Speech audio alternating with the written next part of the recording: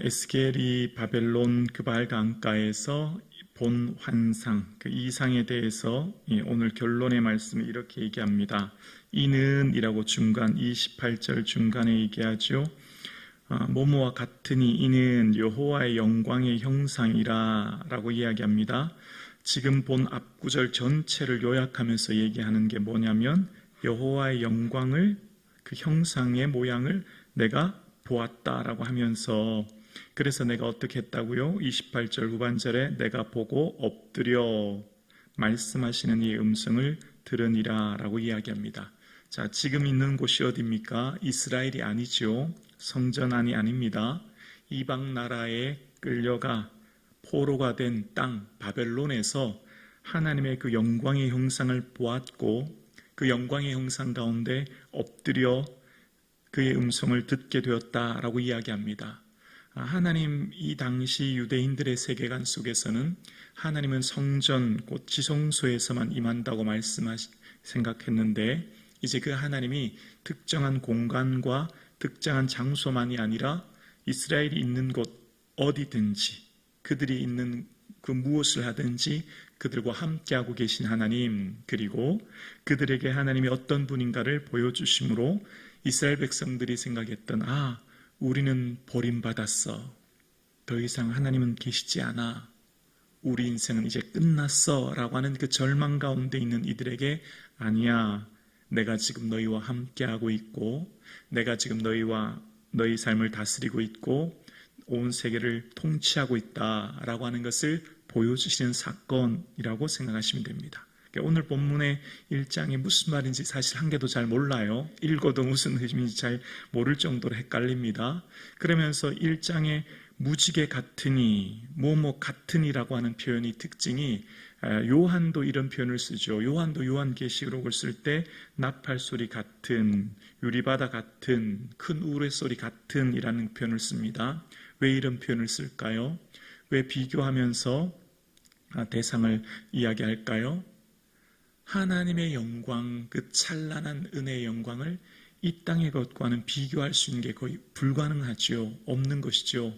하나님, 그리고 그 하나님의 나라의 영광은 이 땅의 것들로는 감히 말할 수 없는데, 그런데 굳이 말한다면 이 땅에 이런 거와 같다라고 할 정도밖에 되지 않는 것을 이야기합니다. 그러니까 하나님이라고 하는 분은 우리의 이성과 논리로는 이해할 수 없는 분이고, 하나님의 하시는 일들을 우리가 다 이해할 수 없는 차원이 다른 분이죠. 점, 선, 면이 있듯이 1, 2, 3차원이 있지 않습니까? 그러니까 우리의 차원으로는 도저히 이해할 수 없는 하나님을 우리는 배웠고 하나님 은혜 안에 거하는 삶을 살게 되었으니, 지금 바벨론에 거하고 있는 이스라엘이 왜 우리가 이 멸망 가운데 있어야 되는가라는 의문 속에서, 우리는 버림받았구나, 우리는 멸망했구나, 이런 이제 끝이구나라고 하는 그런 이성적 논리로는 이해되지 않은 하나님의 더 큰 은혜가, 더 큰 섭리와 계획이 그들의 있음을 이 환상을 통해 깨닫게 하시는 거죠. 그러면서 하나님은 어떤 분인가 잠깐 전체 1장을 한번 요약해서 살펴볼게요. 먼저 하나님은 하나님의 속성을 보여주시는데요. 1장에 보면 1장, 여러분 성경을 보세요. 오늘 어제 구절이었기 때문에 성경을 보면서 살펴볼게요. 내가 보니, 이제 에스겔이 본 거예요. 이제 4절에 보면 내가 보니 북쪽에서부터 북풍과 큰 구름이 오는데 그 속에 불이 번쩍번쩍하여 빛이 그 사방에 비치며 그 불 가운데 단새 같은 것이 나타나 보이고, 그 속에서 네 생물의 형상이 나타나는데 그들의 모양이 이러하니 그들에게는 사람의 형상이 있더라. 북쪽에서 큰 바람과 구름이 몰려옵니다. 그러면서 번쩍번쩍하는 단새 같은 것, 단새라고 하는 것은 달구어진 새라는 거잖아요, 한글말로는. 그런데 히브리어 표현 이 단새는 주황색 보석을 말합니다. 그러니까 북쪽에서는 큰 구름과 어둠 속에서 보석과 같이, 주황색 보석과 같이 빛나는 빛이 그 안에 가까이 오고 있었고, 그 빛나는 빛의 모양이 네 생물의 형상이 있었다라고 이야기합니다. 그러면서 네 생물의 형상에 대해서 구체적으로 10절에 보면 이렇게 설명하죠. 10절입니다. 그 얼굴들의 모양은 넷의 앞은 사람의 얼굴이요 넷의 오른쪽은 사자의 얼굴이요 넷의 왼쪽은 소의 얼굴이요 넷의 뒤는 독수리의 얼굴이니 라고 하면서 네 생물의 형상의 모양이 각각 다른 내면의 모습을 보여줍니다. 하나님의 속성이 다른 네 가지 속성을 보여주면서 사람의 모양으로 먼저 얘기합니다. 사람의 모양으로 나타나신 주의 형상을 보여주면서 온 천하를 다스리는 권세를 말하고, 또 사자의 모양, 모든 동물을 다스리는 사자는 전능하신 힘, 전능하신 하나님의 힘과 권세를 말하고, 소의 형상은 희생하는 모양으로서 소의 희생의 모습을 통해서 하나님의 희생하시는 모습, 또 독수리는 하늘을 비상하는 존재이지 않습니까? 초월적 존재, 하나님의 초월을 말하는 겁니다.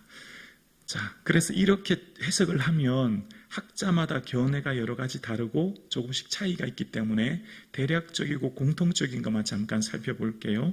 자, 이렇게 네 생물이 있는데 네 생물은 굉장히 빠르게 움직인다라고 하면서 14절에 보면 그 생물들은 번개 모양같이 왕래하더라, 번개와 같이 빠르게 움직이더라 라고 이야기합니다. 그 네 생물에 대해서 이렇게 얘기한 뒤에 그 다음 15절에는 이제 생물들 곁에 있는 바퀴 형상을 이야기합니다. 15절에 내가 그 생물들을 보니 그 생물들 곁에 있는 땅 위에는 바퀴가 있는데 그 네 얼굴을 따라 하나씩 있고, 16절에 그 바퀴의 모양과 구조는 이라고 이야기합니다. 네 생물 곁에 바퀴가 있고 바퀴의 모양과 구조에 대해서 이제 설명하기 시작합니다. 그러면서 바퀴의 네 생물의 구조에 대해서 설명하면서 18절에 보면 그 둘레는 높고 무서우며 그 네 둘레로 돌아가며 눈이 가득하며 라고 이야기합니다. 이동성 있는 바퀴는 하나님께서 언제 어디든지 모든 곳에 거하시는 하나님을 말하면서 그 바퀴의 형상 가운데 눈이 가득하다라고 하는 것은 모든 만물을 다스리시며 보고 계시며 함께하고 계신 하나님을 상징하지요. 그러면서 20절에 보면 하나님의 영이 어떤 곳으로 가면 내 생물의 영이 가려는 곳으로 가고 바퀴들도 그 곁에서 들리니라고 하면서 주의 영이 가는 곳에 내 생물이 그리고 바퀴가 움직인다라고 이야기합니다. 그러면서 이제 22절에는 궁창의 형상과 함께 생물들의 날개에 대해서 얘기하는데요. 이때 당시 유대인들의 세계관은 가장 높은 곳이 궁창이었고 하늘 위가 궁창이고 그 위에 하나님이 계신다 생각했거든요. 그러니까 궁창의 형상, 하늘 위에 계신 하나님의 형상을 이야기합니다. 그러면서 그 하나님 위에 계신 하나님의 형상 속에서 24절에 보면 생물들이 갈 때 내가 그 날개 소리를 들으니 맑은 물소리와도 같으며 젖는 자의 음성과도 같으며 떠드는 소리 곧 군대 소리와도 같으니, 맑은 물소리와 같은 전능자의 음성과 같은 소리를 듣게 돼요. 그리고 그 소리에 있는 하나님의 보좌를 26절에 봅니다. 그 머리 위에 있는 궁창 위에 보좌의 형상이 있는데, 하나님 보좌는 하나님의 영광의 형상의 보좌죠. 보좌의 형상이 있는데 그 모양이 남보석과 같고 그 보좌의 형상 위에 한 형상이 있어 사람의 모양과 같더라. 27절에 내가 보니 그 허리의 모양은 단새 같아서, 소두에 얘기했던 그 단새 모양이요 황보석을 말하죠. 그 보석에서 속과 주위에 불과 같고 내가 보니 그 허리 아래 모양도 불과 같아서 사방으로 강체가 나며, 하나님의 그 영광의 형상의 그 빛난 빛과 불의 모양으로 인한 광채, 그리고 그 광채로 인해서 26절에 비 오는 날에 구름이 있는 무지개 같으니 라고 설명합니다. 자, 앞에 거 다 잊어도 괜찮고 핵심 이것만 기억하면 돼요. 다시 28절이요. 이는 결국 이게 뭐라고요? 여호와의 영광의 형상의 모양이다 라는 겁니다. 영이신 하나님의 그 놀라운 이상과 환상을 통해서 에스겔이 보게 되었는데, 그것은 이 땅에 있는 것으로 도저히 설명하기 어렵다라는 것이고, 그래서 무엇 같이 무엇 같으니 라고밖에 설명할 수 없다라는 것이고, 그러나 그 하나님의 영광의 그 빛과 그 찬란한 위엄과 그 은혜 영광스러운 모습에서 이 에스겔은 그 영광의 형상을 보았을 때 엎드릴 수밖에 없었음을 본문이 이야기하는 겁니다. 그 하나님의 영광 가운데 그 찬란한 영광 속에서 감히 하나님 앞에 설 수 없는 모습을 이야기하는 것이지요. 그래서 140년 전 이사야서 6장에 스랍들이 하나님의 보호자 앞에 있었던 스랍들의 모습을 환상을 보았듯이 에스겔도 그 환상을 보음으로써 하나님의 영광을 이야기하는 겁니다. 그러면서 하나님은 얼마나 위대하시고 하나님은 얼마나 전능하시며 온 세계 만물을 통치하고 계시는가, 그 하나님을 오늘 본문이 이야기하는 겁니다. 그래서 비록 인간의 지혜로 인간의 머리로 다 이해할 수 없는 그 하나님의 영광이 지금도 그들과 함께하고 있으니 지금 그들의 삶에 절망과 두려움과 불안 가운데 있는 그들이 소망과 은혜 가운데 하나님을 바라보며 그 삶을 살아가도록 말씀하신 하나님을 이야기하는 것입니다.